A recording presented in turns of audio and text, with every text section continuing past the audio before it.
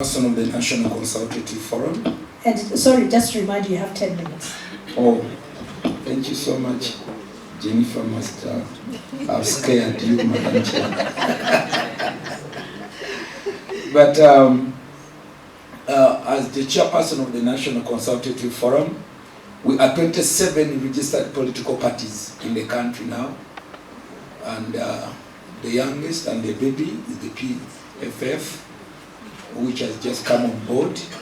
The rest of other members that you see who are new on the leadership of the political parties, they only inherited old parties that have been here. But PFF registered a fresh party, so it's the baby of the house. The National Consultative Forum comes on force. It's a constitutional body. If you read Article 71, subsection 2 of the Constitution, and Section 20 of the Political Parties and Organizations Act, it comes forth with the Constitution, as said, Article 71, subsection 2, which talks about the National Consultative Forum. Then the operationalized legal law is the Political Parties and Organizations Act, that actually elaborate our activities as political parties. And one of our major concern is the implementation of the Code of Conduct of political parties and organizations. And most of the things that Honorable Beatrice mentioned here are things to do with the Code of Conduct. The way we behave as political parties, what we say as political parties, and of course we are the fuel, part of the fuel that actually fuels violence into elections. If political parties are not well handled, because these are the spokespersons, these are the spokesbodies that go out either to fuel violence or to reduce violence into our elections. Basically because we have microphones wherever we go, on the village, at the funeral, everywhere, and the politicians, people listen to them, and basically if they don't talk peace, definitely don't expect peace. If statements like "I win, whether you like it or not," I'll be declared a winner. Such a statement coming from a politician, and he is also competing with others who also want to win, it definitely fuels violence. I participated in elections for a long time. I first became a member of parliament. I was 23 years when I was in the house in 2001 with Honorable Beatrice. I participated in about 7 elections, I think, and I've won 3 of them, 6, and I've won 3. So I know two sides, how to win and how to lose. I have both experience, and accept and move the next day. Because the way we manage our win and the way we manage our lose when we lost the election definitely has a lot of implications on our political life. As politicians, we look at loopholes, and if there is any loophole anywhere, we utilize it. If the Electoral Commission does not do its things in time, and we've seen a loophole, we utilize it. Because ours is to get nominated, participate and win.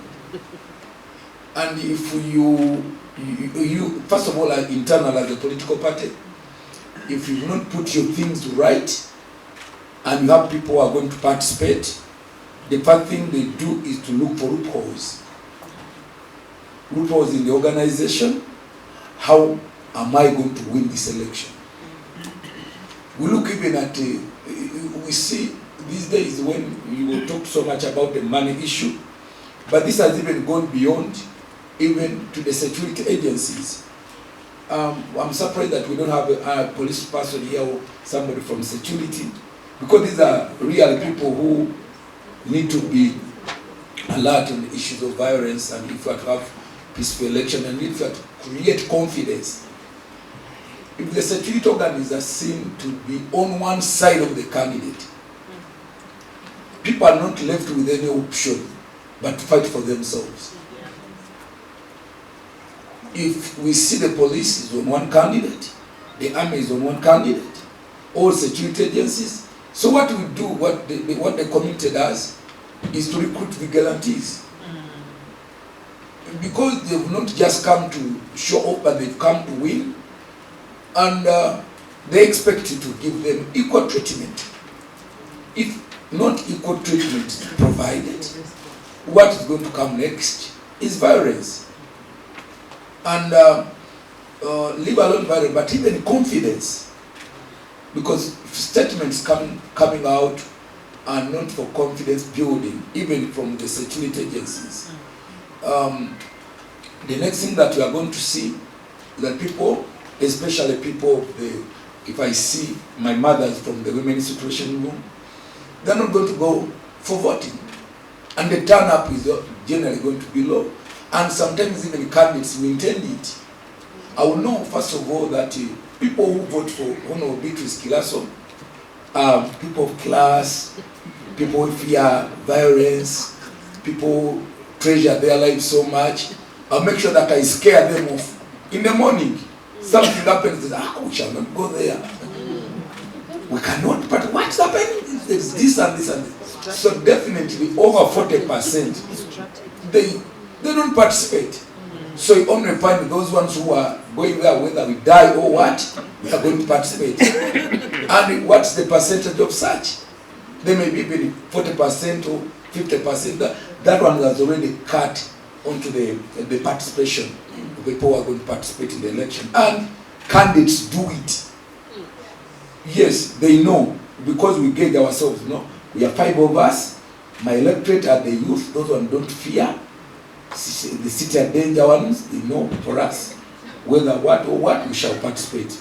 Then I also know, but for that one, voters of this class, of this kind of nature, and they will definitely scare them off, and they will not turn up for such elections. And it may not be done on that particular day. It might even be a month, 3 months before. Statements come out. If we see you out, we have bangers, even when they have nothing. We shall call our sticks, we have acid. When we see you, when you voted for so and so, we shall do this. And the next day we will turn up. Now, the good laws that should be put in place are not only put in place, but they should be implemented. And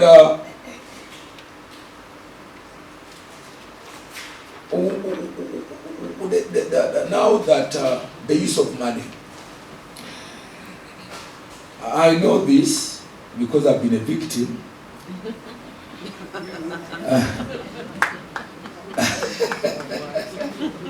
I've been a victim of standing with people who uses a lot of money. When you use a lot of money in an election, what comes out? It becomes a do or die.